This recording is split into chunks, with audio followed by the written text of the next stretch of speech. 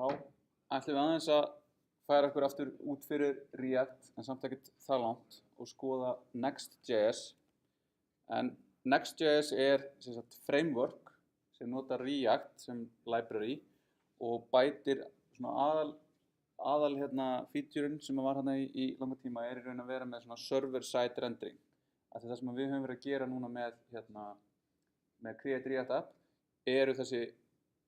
forrit sem eru bara client-side renderuð. Þau eru bara með tómt body eða bara með body með einu divi sem heitir root og allt appið okkar búið til bara á clientnum. Þannig að það alveg gott og blessað en við fáum kosti við það server-side rendera og þeir eru einna helst að við höfum allt tréð okkar í byrjun, þannig að við getum fengið performance boost af því að þurfa ekki að bíða eftir því að allt HTML okkar búið til að JavaScript. Heldur það bara þarna og browserinn getur parsað það leið og síðan sótt.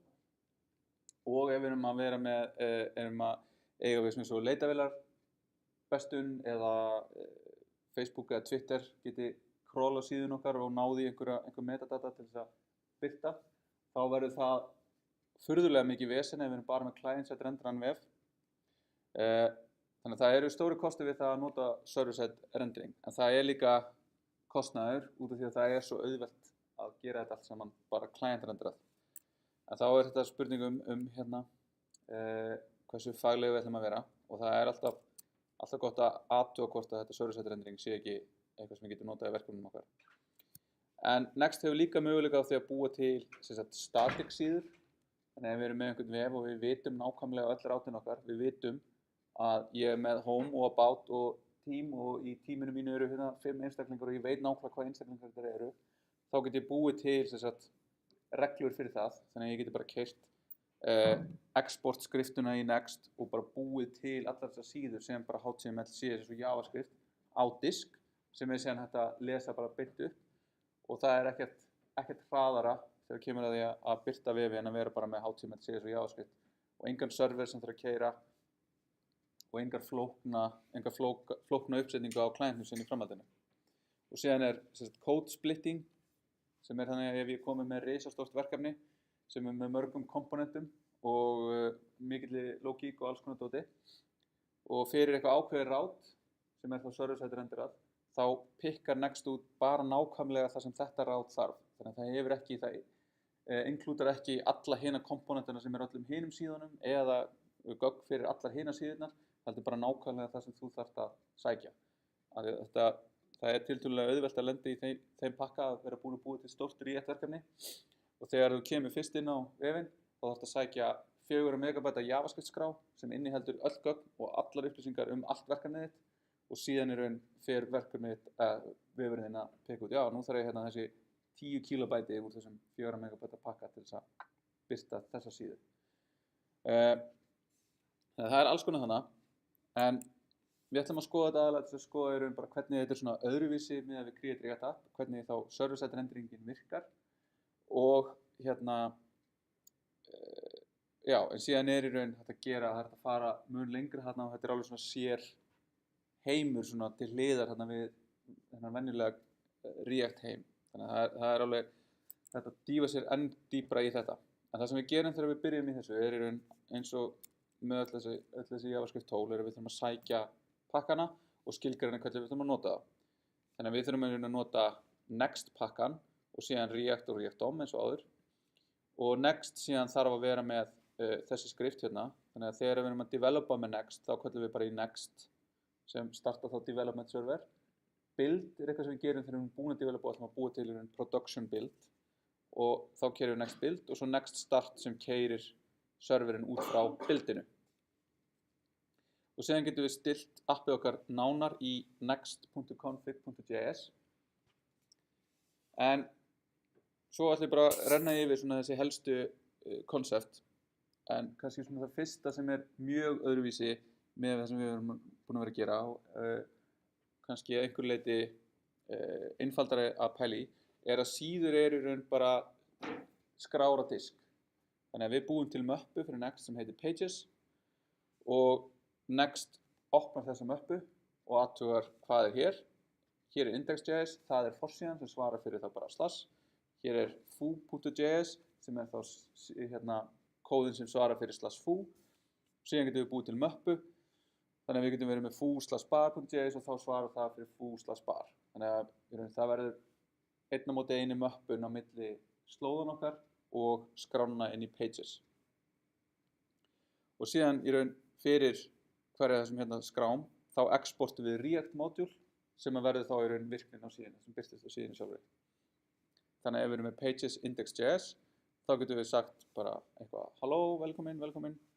og þetta það sem verður byrt og hér fer React parturinn á þess að skína af því hérna getum við síðan bara importa þeim komponentum sem við viljum og þeirri virkni sem við viljum og púsla saman síðanum okkar. En síðan þegar við erum að service rendera þá lendum við í því að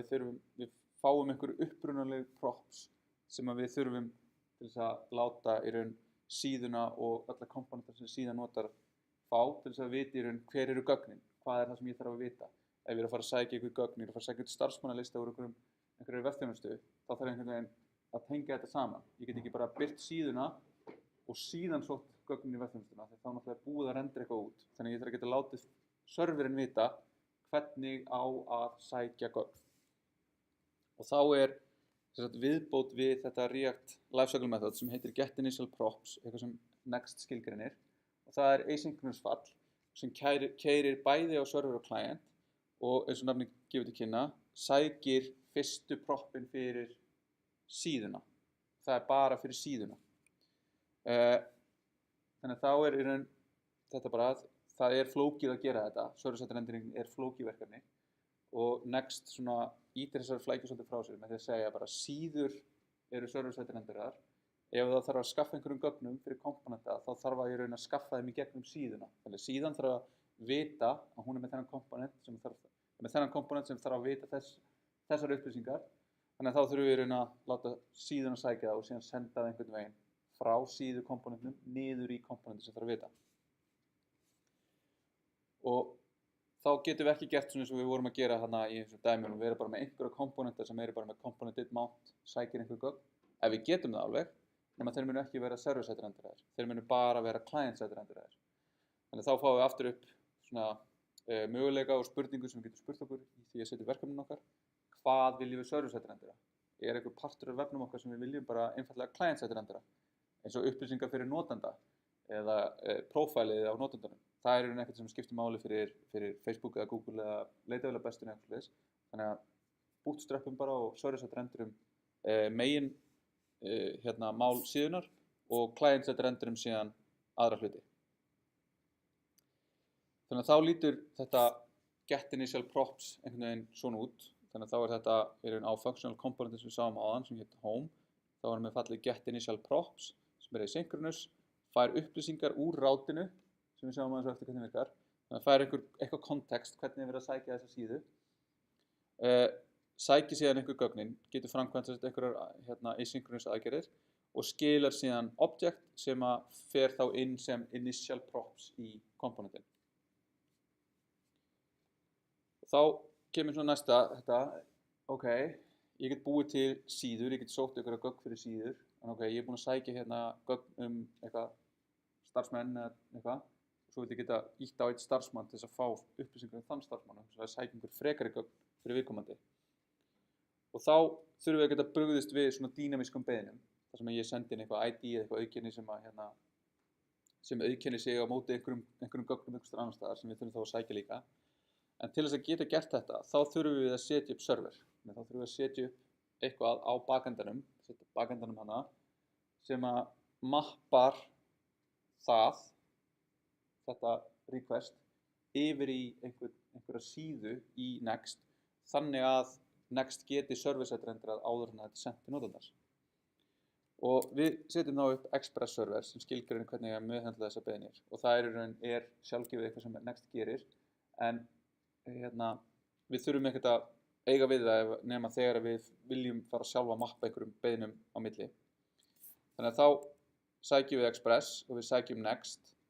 og hérna þetta einhvern veginn stilt upp. Þannig að við erum ekki að búa til appið okkar út frá Express, heldur út frá Next. Svo erum við með einhvern get request handler sem í raun bara staðlaði request handlerinn í Next sem gerir þetta á þess að við sem vinnur þessa vinnu á þess ef að við erum ekki með puttan í því. Svo fáum við hérna app, það er eitthvað prepare sem gerir eitthvað, svo er eitthvað then og inn í þessu then þá búum við til serverinn okkar og hann er í raun bara express server og þá fáum við þessa virkni sem við þekkjum. Við bætum við einhverjum route-handler hérna fyrir get methodið á /id og það er bara eins og venjulega hérna rec og res kemur inn og við fáum síðan app render en ekki server render, þannig að app render er fall frá Next sem tekur inn requestuna og responsið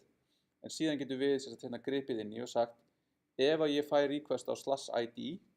þá vil ég að þú takir það og mappir því við /article og þá er /article kóði sem að lifir inn í /pages /article.js og síðan til þess að geta fengið upplýsingar það hvaða nákvæmlega article ég er að biðja um eða verið að biðja um þá sendum við áfram hérna rec params sem id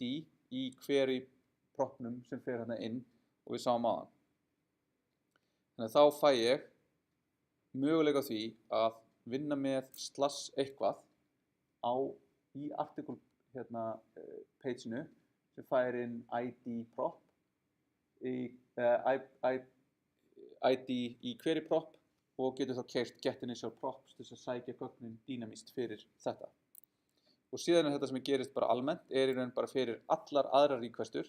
þá notar þessi sjálfgefni next handler. Og þá getum við í get initial props nálgast hérna úr query þetta id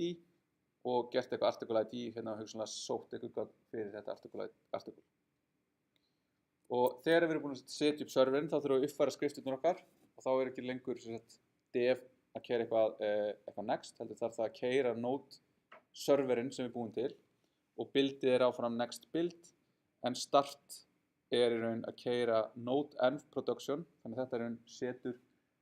environment breytununa node env yfir í production sem að slekkur á einhverju debuggi og einhverju svona development doti og keyrir serverinn okkar. Og síðan hérna enn fleira tengt þessu af því að núna erum við með routing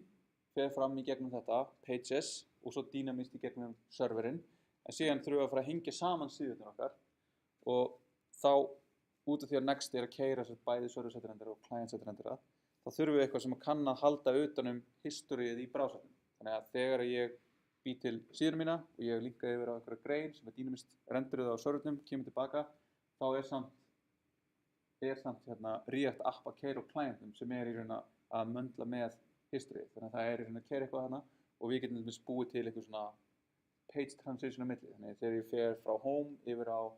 okkur þá kemur eitthvað svona vibe slær af skjánum og kemur inn aftur og nýju gögnin mín eru birt. Og þá getum við gert það með því að nota link frá Next sem hefur tvö prop, ref og as. Ref þá slóðin á síðuna innan pages með query string, þannig að ef ég ætlaði að fara að linka á eitthvað article, þá myndi ég segja pages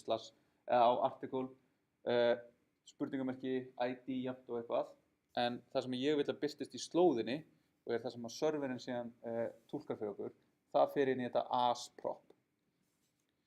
Og síðan býður þetta upp á að vera með prefetch sem svona, ég vil ekki segja hack, smá hack, en það það þannig að alltaf þegar ég fer yfir link sem að ég með í node og ég búinn að segja prefetch attributeið á hann, þá við það að hovera yfir, þá mun Next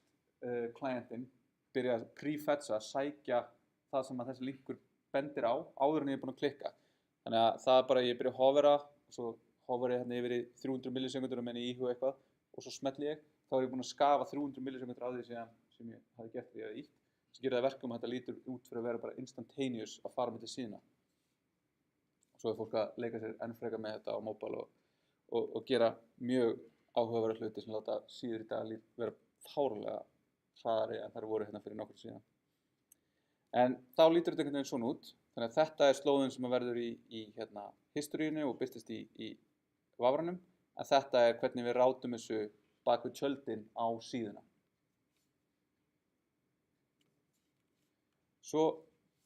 getum við búið til margar síður og við viljum að allar þessar síður einhvern veginn deili layouti og við deilum einhvern veginn hvernig við setjum title á síðun okkar og setjum inn eitthvað metadata. Og þá getum við í raun búið til einhvern layout komponent sem setur þetta grunddót og þá getur hann bara verið einhvern veginn svona, einhver functional component sem tekur inn children og inn einhver title, setur hérna í gegnum head komponentin sem Next býður upp á, sem í raun virkar eins og React Helmet að því leyti að hann setur allt sem við setjum hérna inn í síðun okkar sjálfri, að þegar við höfum enga leið, við fáum bara í raun að setja eitthvað inn í body, nema hérna í gegnum head, og setjum sér hérna einhver title og svo setjum niður út children og hérna importar CSS-i fyrir grunn layoutið okkar. Og svo fyrir villusíður, þá líka eitthvað sem að Next býður upp á sem Next Error og þá þetta eins og not found rátið okkar með React Router. Þá getum við skilað error komponentnum, gefið upp eitthvað statuskóða og þá mun sá statuskóða koma fram bæði á servernum ef villan kemur upp og clientnum ef villan kemur upp. Og þetta fær bara eitthvað sjálfgefið útlit nema við sníðum það með því að útfæra underscore error síðuna undir pages. Þá í raun fáum við möguleika því að útfæra hana eins og við viljum og getum gert mismunandi fyrir 400 villur eða 500 villur eða eitthvað svona. Svo CSS stuðningur sem svona áhugaverð leið að vera bara með included CSS in JavaScript, búa til CSS í gegnum JavaScript sem ég mjög ekki fylgjandi í gegnum styled.jsx pakkan sem fylgir með, en við þurfum að bæta við stuðningi fyrir CSS eða less eða sass eða stylus eða einhvern af þessum preprocessorum til þess að geta importað þá hluti. Þannig að við getum sett það upp og við getum stilt þetta til að vera með stuðning við CSS modules sem svona hugmyndafræði sem byggir á því að ef við erum með module eða komponent sem notar CSS, þá getum við tekið það CSS, tekið heitið á klassanum eða selectornum og bætt við hann einhverju handahófskenndu streng sem þá skópar hann fyrir þetta. Þannig að þá getum við skrifað item fyrir alla komponentin okkar og við þurfum aldrei að hafa áhyggjur af því að itemið okkar muni klassa við eitthvað annað item út af því að CSS modules mun á compile tíma eða á development búa til svona scoped selector fyrir okkur. En til þess að sækja CSS þá sækjum við einhverju viðbót þá site next CSS eða sass eða less eða eitthvað og stillum síðan í next config. Þá þurfum við að nota svona with CSS sem þá eitthvað svona high level fall sem stillir þetta fyrir okkur og þá getum við sagt nota CSS modules, já, nota CSS loader, þá einhverjir aðrir CSS loaderar sem þannig í bakgrunni, veit ekki nákvæmlega hvað þetta að gera, en það alltaf inni síðan þetta local ident name sem þá hvernig hún býr til fyrir CSS modules, þetta skópaða nafn. Þannig að þetta væri þá item, svo kemur þetta underscore og svo eitthvað 5 stafa base64 hash af selectornum sjálfum, eða af reglusettunum sjálfum. Síðan þetta get initial props út af því að það að fara að virka bæði á server og client, þá þurfum við einhverja leið sem virkar á báðum stöðum. Þá getum við gripið til isomorphic fetch pakkans eða nýlegri pakkar sem heita isomorphic unfetch sem býður upp á þetta að geta sótt fetch eða fengið fetch inn í global scope til þess að geta kalla bara í fetch og nota það eins og í Vavra á serverinu líka. Síðan aftur smá flækja með environment breytur út af því að process.env til staðar á servernum en ekki á clientnum. Þannig að við þurfum einhverja leið til þess að gefa öllu appinu okkar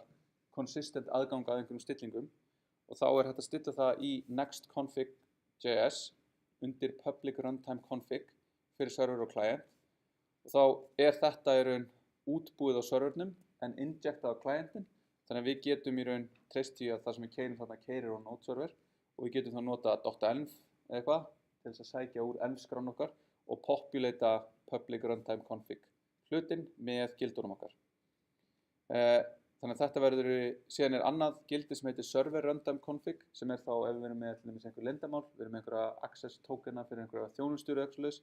sem við viljum ekki að verði exposed á klientnum en við þurfum samt sem áður einhvern veginn að hafa til staðar fyrir server-side virkninu okkar, þá getum við sett það í server runtime config. Þannig þá getum við búið til inn í þessu module export sem við sáum hann fyrir CSS áðan, bætt bara við lykli sem heitir public runtime config, gefið honum eitthvað fast gildi eða ég hef lesið,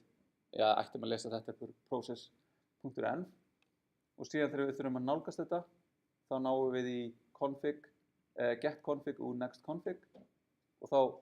fáum við aðgang að þessu og getum nálgast stillingarnar hérna á milli. Þannig að þá getum við séð stillingum á milli serverses og clientses.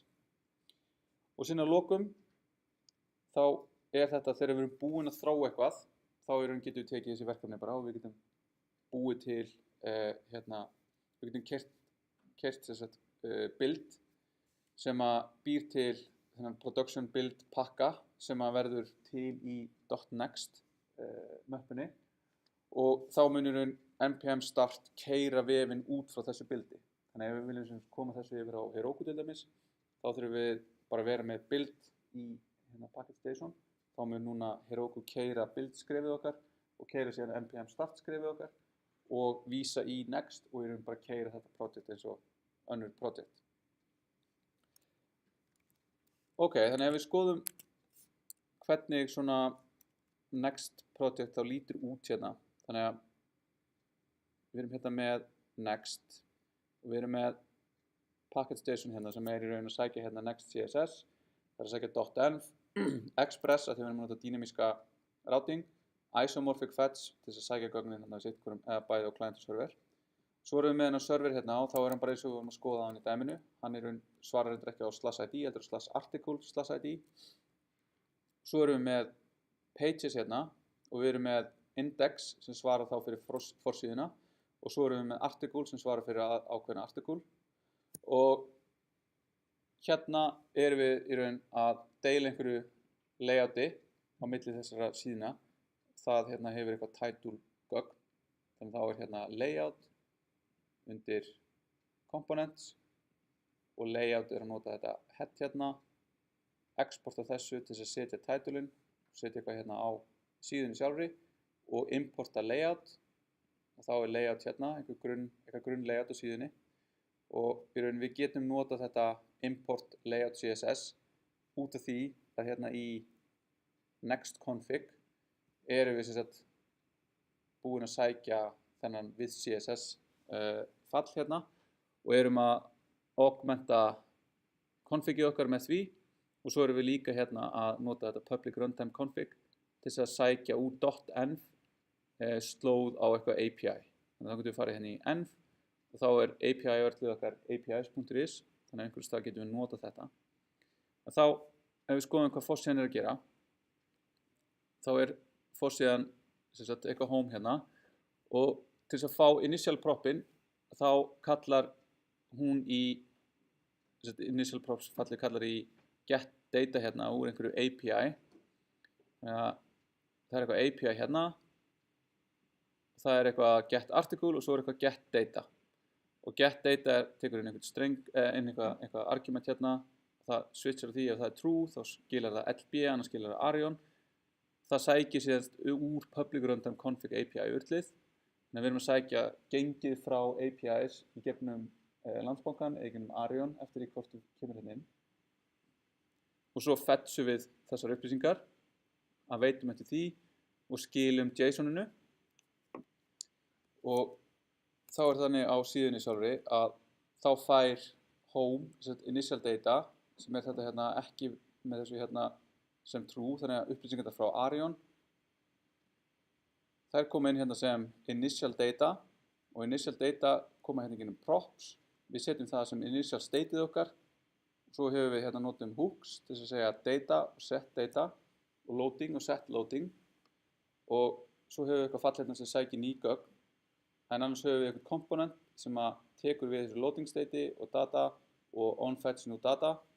og það sem þessi datagaur gerir að birta ef við séum að loada annars birtir hann takka sem að sækir þessi nýju gögn þá gegnum þetta on-click hérna sem segir show new sem hérna, sem er þá state sem við erum að nota til þess að athuga hvað á að segja í headinginu á síðunni og síðan linkum við yfir einhverja articles hérna. Ok, þannig að svona lítur þetta út þegar við byrjum og þá er það hérna, ef ég geri view source þá er ég með gögnin hérna í source-inu mínu sem er þá þetta ESK jafnt og 118 og hérna sjáum við hvernig þessi hérna, CSS modules koma inn í þetta og svo er hérna eitthvað verið að vísa í einhverja pakka, þannig við sjáum hérna runtimeið og það er eitthvað webpack.dot hérna og svo er einhver pages app, það er eitthvað matsik hérna í gangi hjá Next sem lætur þetta allt saman gangu. Þannig að nú get ég í raun ítt á þannig hérna takka sem að mun þá í raun keyra þetta on-click hér sem að mun breyta stateinu á þessum hérna komponent sem að mun svissa út þessu heading hérna og mun kalla í on-fetch new data sem að kemur hérðan sem að er þá þetta hérna fall sem setur loading á foreldrinu, þannig þannig erum við í raun að láta foreldrið sjá gögnin fyrir barnið en barnið veit samt líka eitthvað ákveðið state og hérna segjum við þetta set loading þannig að þá keyrir þetta hérna og setur loading og svo framkvæmum við asynchronous aðgerðina þannig að en á áður en við keyrum hana út af þegar við kerum þetta hér þá er React búið að re-rendera komponentin með loading stateinu inni og svo setjum við gögnin eftir þau eru sótt og segjum við sem mikið lengur að hlaða þeim þannig að við ítum hérna og ég fæ einhver ný gögn og nú er ég búinn að client-side rendera þetta, ég er búinn að framkvæma þetta á clientum þannig að ef ég kíkja aftur í source-in þá er ég ennþá bara með upprunalegu gögnina þegar þetta er ekki í raun, ég er búinn að breyta á clientinum eitthvað sem var gert á servernum og svo sáum við þarna á meðan þetta var að koma inn þannig að við reloadum núna hérna síðunni og hægjum á okkur þá var þarna hliðgögn þetta var fast bara slow svona þannig að þá kemur þetta er óhægt þannig að þá kemur þetta loading state sem er í raun haldið utan að foreldrinu sem er síðan sem sendir áfram á barnið og barnið býður og birtir þangað til að í raun að foreldrið er búið að sækja ég minn eini, getur einhver nota netið á svona slow 3G var þetta einhvern veginn svona hægt og þá í raun birtist þetta á meðan og við getum í raun brugðist við þannig að þannig getum við verið að eiga við og dílum bara við hérna, stateið í gegnum þessa tvo komponenta síðan höfum við hérna á data erum við með þessa linka sem er hérna segja link as article 1 ref article id 1 yfir á þessar greinar og ég smelli hér á grein og ég fer yfir á okkar grein og þá er hún hérna sem önnur síða hérna og hún er hérna að taka úr query í gegnum serverinn þá ef við erum að rendera á servernum þarna vorum við bara að rendera á clientnum sækir artikulið og sendir gögnin fyrir það hérna yfir í þetta ef artikulið er ekki til þannig ef ég fer yfir okkar artikul hérna sem finnst ekki þá fæ ég þessa 404 síðu og svo get ég verið með hérna á þessu artikuli aftur eitthvað annað state sem artikulið heldur utan sjálft og það er í raun þetta er búið að sína þetta show more sem er þá með einhver details fyrir artikulið og þá get ég verið með það hérna og ég get bara togla það fyrir artikulið sjálft og svo tilbaka get ég farið hérna og farið á okkur aðra grein hún er ekki til þessi ég fyrir þessi hérna grein hún er til hún er með eitthvað annað hérna þannig að þarna erum við komið með leiðurinn til þess að setja upp project þar sem við getum í raun bara sett upp vef sem við búum bara til að öllu leyti með React en getum síðan búið til statíska útgáfa á honum með því að nota hérna